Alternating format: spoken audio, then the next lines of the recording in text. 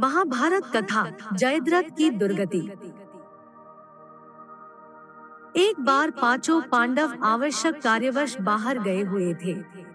आश्रम में केवल द्रौपदी, उसकी एक दासी और पुरोहित धौम्य ही थे।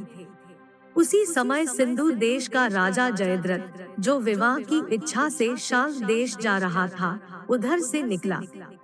अचानक आश्रम के द्वार पर खड़ी द्रौपदी पर उसकी दृष्टि पड़ी और वह उस पर मुग्ध हो उठा।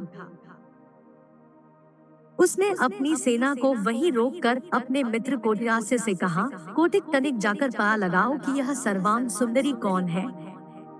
यदि यह स्त्री मुझे मिल जाए तो फिर मुझे विवाह के लिए शाल्व देश जाने की क्या आवश्यकता है। मित्र की बात सुनकर कोटियास्य द्रौपदी के पास पहुंचा और बोला, हे कल्याणी, आप कौन हैं? कहीं आप कोई अप्सरा या देवकन्या तो नहीं है? द्रौपदी ने उत्तर दिया, मैं जग विख्यात पांचों पांडवों की पत्नी द्रौपदी हूँ। मेरे पति अभी आने ही वाले हैं, अतः आप लोग उनका आतिथ्य सेवा स्वीकार करके यहाँ से प्रस्थान करें। आप लोगों से प्रार्थना है कि उनके आने तक आप लोग कुटी के बाहर विश्राम करें। मैं आप लोगों के भोजन का प्रबंध करती हूँ। कोटिकास्य ने जयद्रथ के पास जाकर द्रौपदी का परिचय दिया। परिचय जाने पर जयद्रथ ने द्रौपदी के पास जाकर कहा, हे द्रौपदी, तुम उन लोगों की पत्नी हो जो वन में मारे मारे फिरते हैं और तुम्हें किसी भी प्रकार का सुख वैभव प्रदान नहीं कर पाते। तुम पांडवों को त्याग कर मुझसे विवाह कर लो और संपूर्ण सिंधु तथा सौबीर देश का राज्य सुख भोगो।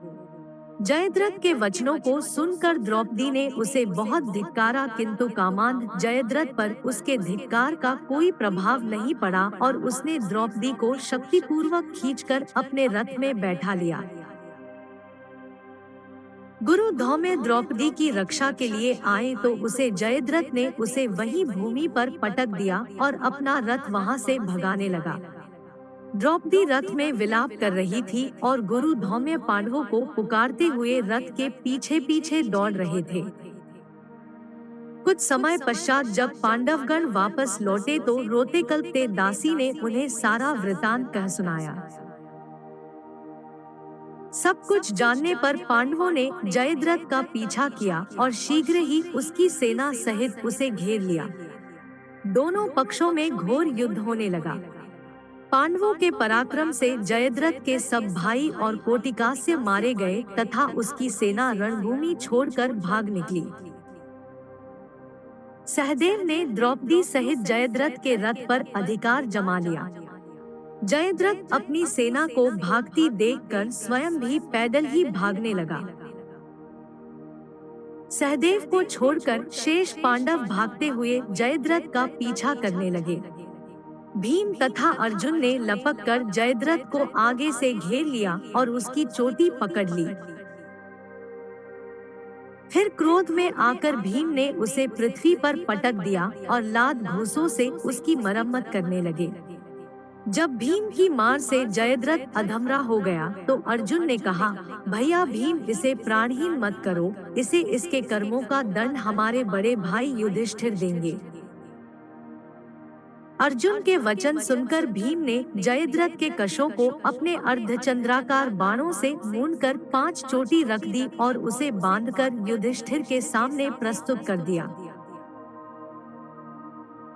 धर्मराज ने जयद्रथ को धिक्कारते हुए कहा, रे दुष्ट जयद्रथ, हम चाहे तो अभी तेरा वध कर सकते हैं, किंतु बहन दुहशला के वैधव्य को ध्यान में रखकर हम ऐसा नहीं करेंगे। जा, तुझे मुक्त किया।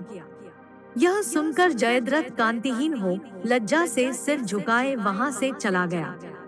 वहां से वन में जाकर जयद्रथ ने भगवान शंकर की घोर तपस्या की। उसकी तपस्या से प्रसन्न होकर शंकर जी ने उसे वर मांगने के लिए कहा। इस पर जयद्रथ बोला, भगवान, मैं युद्ध में पांचों पांडवों पर विजय प्राप्त करने का वर मांगता हूँ। इस पर भगवान शंकर ने अपनी असमर्थता प्रकट करते हुए जयद्रथ से कहा, हे जयद्रथ, पांडव अजेय है और ऐसा होना असंभव है। श्री कृष्ण नारायण के और अर्जुन नर के अवतार हैं। मैं अर्जुन को त्रिलोक विजय प्राप्त करने का वर एवं पाशुपात्यस्त्र पहले ही प्रदान कर चुका हूँ। हाँ, तुम अर्जुन की अनुपस्थिति में एक बार शेष पांडवों को अवश्य पीछे हटा सकते हो।